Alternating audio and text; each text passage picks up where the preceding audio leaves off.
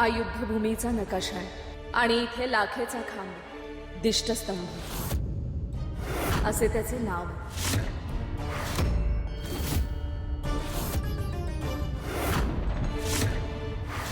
तो लाखेचा खांब पूर्णपणे जळून नष्ट झाल्यावर युद्धाची सुरुवात होईल आणि तोवर प्रत्येक देवीला आपापल्या दिशा सांभाळायच्या.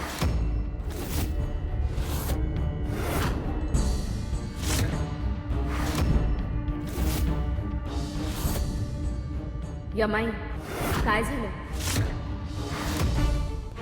तिकडे का पाहतेस? त्या खांबाच्या मागून कुणीतरी आमचं बोलणं ऐकतंय अशी जाणीव झाली. कुणी होतं का तिथे की केवळ भास होता तो? यमाई, मनात काही किंतु आहे का तुझ्या? नाही, काही नाही. आम्ही आमच्याच विचारात होतो. तुम्ही पुढे सांगा. आता प्रत्येक देवीने आपल्या दिशेला झालेल्या तयारीची आम्हाला माहिती द्यावी अशी आमची इच्छा. आम्ही आधीही म्हटलं तसं आमच्या प्रांतातील सर्व प्रजेला विश्वासात घेऊन आम्ही पुढं पावलं टाकायला सुरुवात केली आहे. एक संरक्षण कवच बनवून आमच्या बाजूची दिशा संरक्षित करण्याची तयारी केली आहे. आमच्या दिशेला आम्ही विशिष्ट शक्ती कार्यरत केल्या, त्यामुळे कुठल्याही दुष्प्रवृत्तींचा तिथे निभाव लागणार नाही. आगामी संकटाची चाहूल देणारी शक्ती आम्ही सक्रिय केली आहे. संकटाशी लढून त्याला उधळून लावण्यासाठीची पूर्ण तयारी आमची झाली आहे.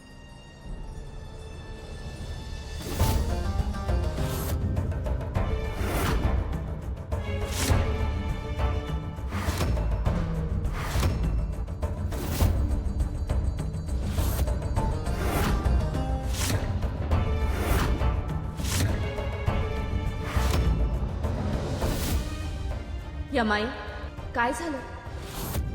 तू पुन्हा त्या दिशेने पाहतेस. आता तर तिकडे जाऊनच आलीस. नेमकं काय घडलंय? कुणीतरी आपलं बोलणं तिथून चोरून ऐकल्याचं आम्हाला जाणवलं.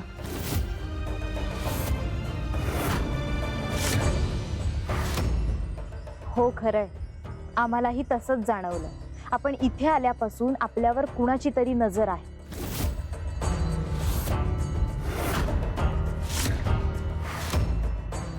कोण असेल?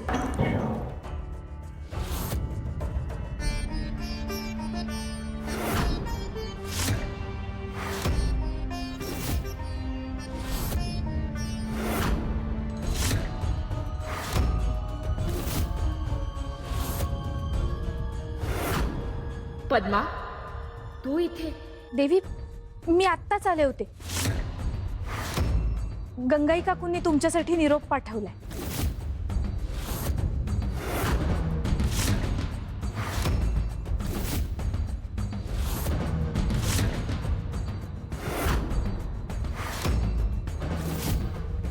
आम्हाला तुझ्याशी बोलायचं.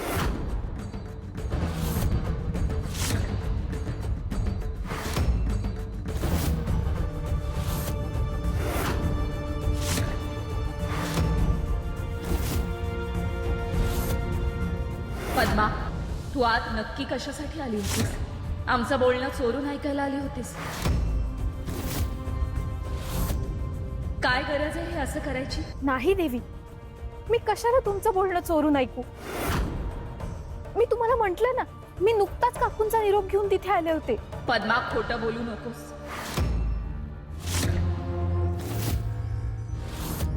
त्या दालनात 5 देवी बसल्या. सगळ्यांना जाणवलं. आम्ही तिथे आल्यावर कोणीतरी आमच्यावर पाळत ठेवू नये.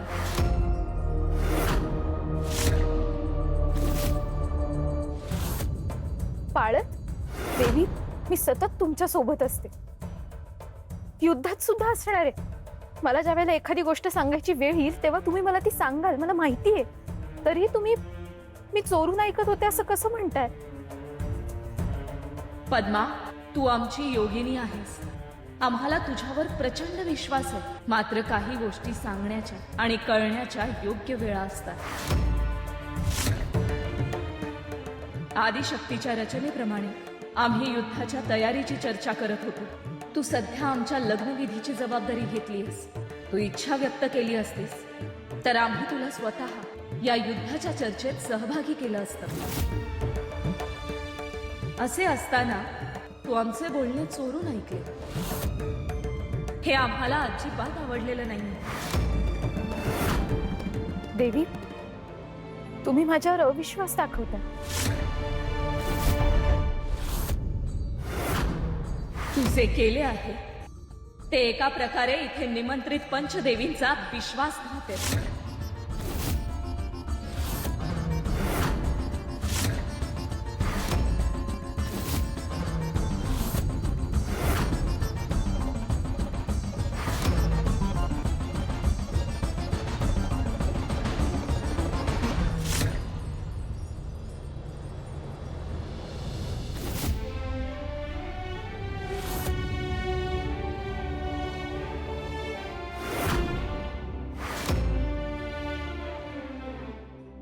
रडू नको पद्माताई. ताई रागवल्याबद्दल तुला वाईट वाटतंय ना? माझी आई म्हणते आपण ज्याच्या जास्त जवळ असतो ना त्याच्यावरच रागवतो. ताई तुझ्यावर रागवली ह्याचा अर्थ तुम्ही दोघी किती जवळ आहात विचार कर. उलट माझ्यापेक्षा तूच जास्त जवळची आहेस तिच्या. मग तू कशाला रडतेस? ताईला लग्नाचं सोहळा नीट पार पडावा ह्याची काळजी आहे. त्यातून एवढे पाहुणे ते सगळे देवी आल्या आहेत. त्यातून तिचा तुझ्याबद्दल गैरसमज झाला असेल. तू मनाला लावून घेऊ नकोस.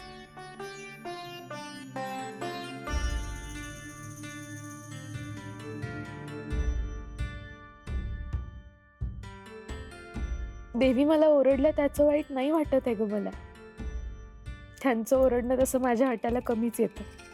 पण आज त्यांनी माझ्यावर अविश्वास दाखवला, त्याचा जास्त त्रास होतोय मला. पण ठीक आहे, आत्ता हे बोलण्याची वेळ नाही. एकदा का लग्न उरकलं ना की मी त्यांना जाब विचारेनच, अगदी हक्काने. अगदी बरोबर विचारच तू. मीही तुझ्या बरोबर असेल. दे टाळी. चला झोपा आता, सकाळी लवकर उठायचंय ना आपल्याला. चला पळा.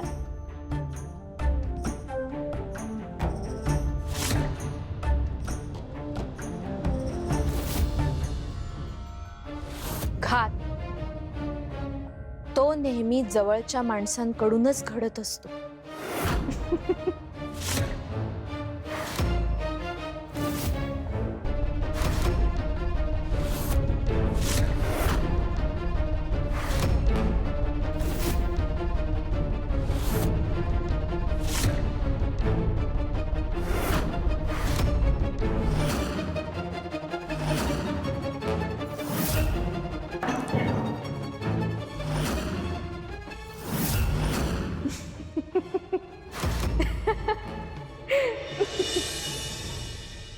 आई काय ग, कुठे होतीस? किती उशीर झाला. चल झोप बघू आता. नाही, मला तुझ्याशी बोलायचंय. काय झालं सांग मला. मला सांग, मी काय वंगाळ वागले? मी काही चुकीचं केलं असं तुला येऊन कोणी सांगितलं तर तू त्याच्यावर विश्वास ठेवशील का ग? असं काय विचारतेस? काय झालंय अंबा? आधी मला उत्तर दे ना. असा प्रश्नच का पडलाय तुला? माझा तुझ्यावर पूर्ण विश्वास आहे. तू काय बी चुकीचं करू शकणार नाही हे मला माहित आहे. मग तुला तसा विश्वास पद्माताईच्या बाबतीत का नाहीये? हे काय काढलंयस नवीन आता? नवीन नाही आई. संध्याकाळपासून हा विषय माझ्या डोक्यात जातच नाहीये. तुम्ही समत्याजणी तिच्याबद्दल असा संशय का घेताय? अगं, तुला कोणी सांगितलं हे? उगा मोठ्यांच्या विषयात लहान मुलांनी पडू नये. हा, आता लहान नाहीये मी आई. मला समजतं. मला सांग ना, तुम्ही असं का वागतायत तिच्याशी? तुझ्यापर्यंत हा विषय आलाच कसा? मला पद्माताईंनी सगळं सांगितलंय. तुम्ही सगळेजणी तिला ओरडलात ना, तिच्यावर संशय घेतलात ना, ती काहीतरी चुकीचं वागते असं तुम्ही तिला म्हणालात ना. जे काही झालं असेल ते असेल. उद्या बोलू आपण याच्यावर. झोप आता. नाही, मला आताच बोलायचंय. पद्माताई ताईची इतकी जवळची आणि चांगली सखी आहे. तू तिला एवढ्या वर्षांपासून ओळखतेस. आपण तिच्याशी असं कसं वागू शकतो? तिला लय वाईट वाटलं ग. मी तिला समजावलं पण तिला रडू आवरतच नव्हतं. तिने स्वतः मला समजा सांगितलं. अंबा, तुला या गोष्टींबद्दल कळण्या एवढी मोठी झाली नाहीयेस तू. तुला इथं घेऊन आले कारण लग्नाच्या विधीमध्ये तुला भाग घेता यावा म्हणून.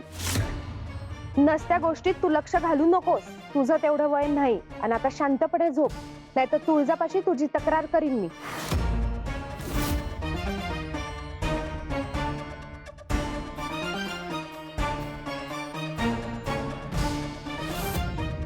ही एवढी लहान पोर, पद्माने हिचे कान कशापायी भरले असतील. तू आमचे बोलणे चोरून ऐकले. हे आम्हाला अजिबात आवडलेलं नाही. तुम्ही माझ्यावर अविश्वास दाखवताय. तू जे केले आहे ते एका प्रकारे इथे निमंत्रित पंचदेवींचा विश्वास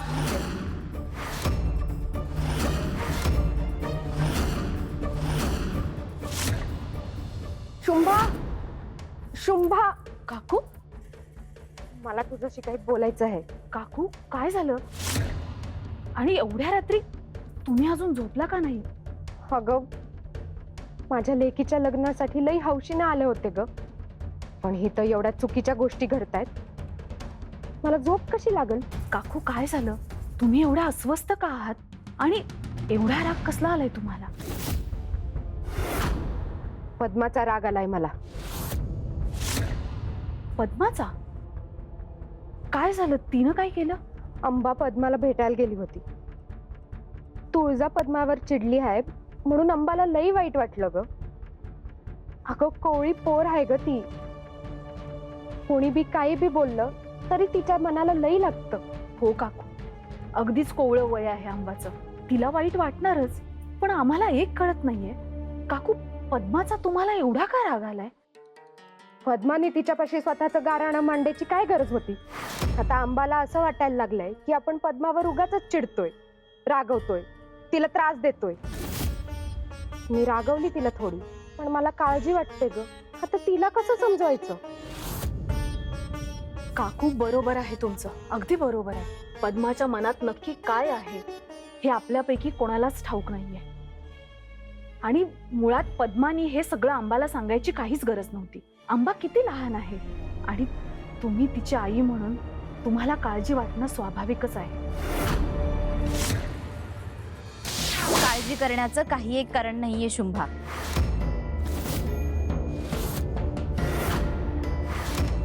तुमचं बोलणं ऐकलंय मी. तुळजाच्या विवाह सोहळ्यामध्ये विघ्न येईल की काय या काळजीने तुम्हाला ग्रासला आहे. तुम्ही आई आहात, पण अजिबात काळजी करू नका. तुळजा साऱ्या विश्वाची आई आहे. शिवाय ती आता एकटीही नाही. या विश्वाचं रक्षण करणाऱ्या 5 देवी या महालात आहेत. त्यामुळे कुठलीही वाईट शक्ती इथल्या कुणालाही स्पर्शही करू शकणार नाही.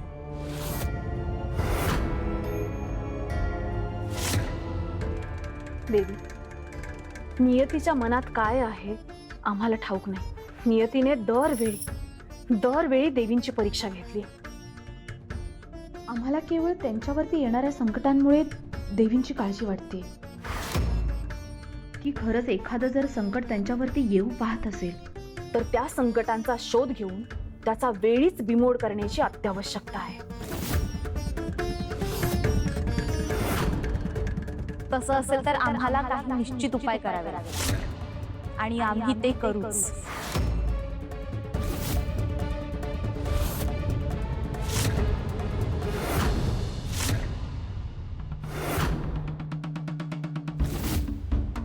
प्रभो, प्रणाम. बोल नंदी, तुला विश्राम नाही करायचं? आपली ही अशी अवस्था असताना मी विश्राम करण्याचा विचार तरी कसा करू शकतो? आमची अशी अवस्था म्हणजे काय झालंय आम्हाला? सकाळपासून तुम्ही काही खाल्लं नाहीये. मी तुमच्यासाठी हा फलाहार घेऊन आलोय. घ्या, खाऊन घ्या. प्रभो, अहो कोणती चिंता सतावते का तुमच्या मनाला? एक चिंता आहे नंदी, जी सतावते. कोणती चिंता प्रभू? उद्या काहीतरी घडणार आहे, काहीतरी विचित्र, गूढ असे आम्हाला संकेत मिळत आहे. पण नेमकं काय ते स्पष्ट नाही.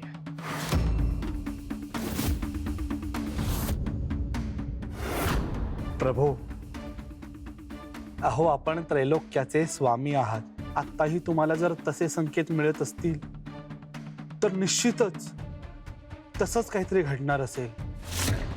आपणही हे जाणता की नियती तिचे असे खेळ खेळतच असते. त्यामुळेच तर हे विश्वाचं चक्र असं चालू आहे न थांबता. आपण या एका संकेतामुळे असे विचलित होऊ नका.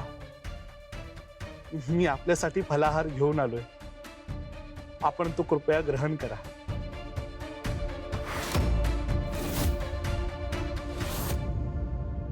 नेमकं काय आहे नियतीच्या मनात? अशी कोणती चिंता महादेवांना सतावते?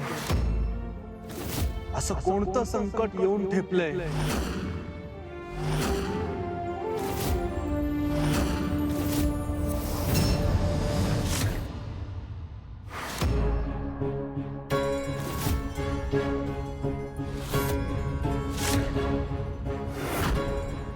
ही सावली नक्कीच काहीतरी संशयास्पद घडत आहे.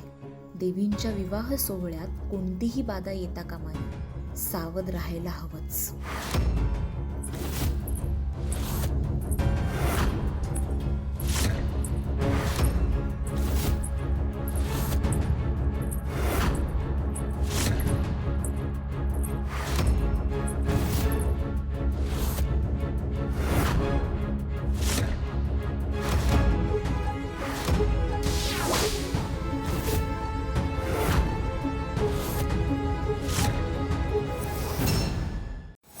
ही सावली अचानक कुठे अदृश्य झाली?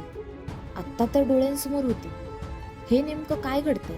प्रत्येक वेळी नवीन गूढ समोर काय येतंय? काय अर्थ असावा ह्याचा? आज पद्मा अचानक गुप्त दालनात आणि पाठोपाठ अचानक ही सावली. पद्मा कुठे असेल? तिच्या दालनात जाऊन बघायला हवं.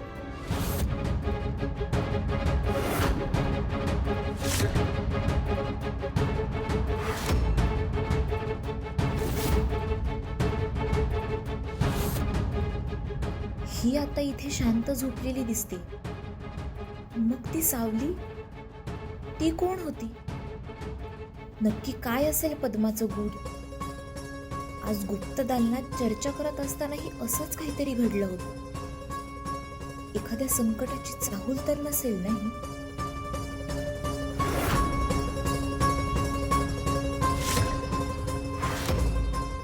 हा काय प्रकार आहे महिषासुरा? काय आरंभलेला आहेस तू? अरे अशी आत्मघातकी पावलं उचलू नको. संयम, संयम दैत्य गुरु, संयम. आमची कोणतीही भूमिका, आमची कोणतीही चाल तुम्हाला मान्य होत नाही. तुम्ही सातत्यानं आमच्या मार्गातला अडथळा बनत आहात. आम्हाला सतत प्रश्न विचारता आहात. दैत्यगुरु शुक्राचार्य, असा कोणता किंतु आहे आपल्या मनात? आमच्याबद्दल तुझ्या मनात काय किंतु आहे हे आम्हाला जाणून घ्यायचं आहे, म्हणून आम्ही इथं आलेलो आहोत. अशा चुका का करतोय तू? बस. पुन्हा पुन्हा तुम्ही तेच प्रश्न विचारत राहाल, परंतु आमची उत्तर बदलणार नाहीत. मग ठामपणे उत्तर देता येणार नाही अशी कृत्य करू नकोस. तू जे काही लपून करतोय त्याचे परिणाम फार भीषण होणार आहेत.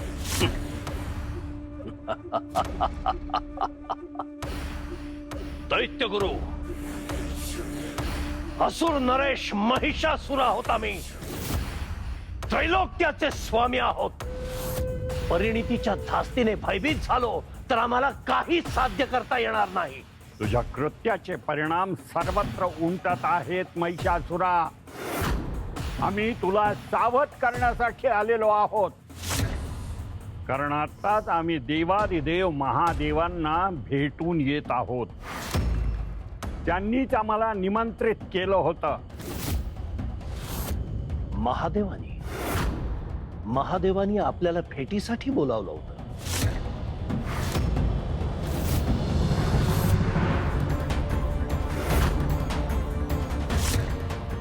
देवादिदेव महादेवा, मी आपल्या पुढे नतमस्तक आहे. निमंत्रण पाठवून आपण मला बोलवून घेतलं. काय आज्ञा आहे? दैत्यगुरु, आम्हाला या प्रस्तावित युद्धाची आणि त्यातून होणाऱ्या परिणामांची चिंता आहे आम्हाला. आणि त्यासाठी आम्ही आपल्याला इथे बोलावून घेतले आहे. ही आदिशक्तींची योजना असल्यामुळे आपण कितीही प्रयत्न केला तरी हे युद्ध थांबणार नाही हे आम्हाला ठाऊक आहे. परंतु महिषासुराचा प्रत्येक डाव या युद्धाला अधिक तीव्र बनवू शकतो. आम्हाला केवळ एकच गोष्ट जाणवते आणि ती म्हणजे त्याने हे युद्ध नीतीने लढावं. त्याने जर पुन्हा कपट नीतीचा मार्ग अवलंबला तर केवळ त्याचाच नाही, संपूर्ण असुर कुळाचा भयावह विनाश होईल. आणि मग ते कोणीही थांबवू शकणार नाही. कोणीही.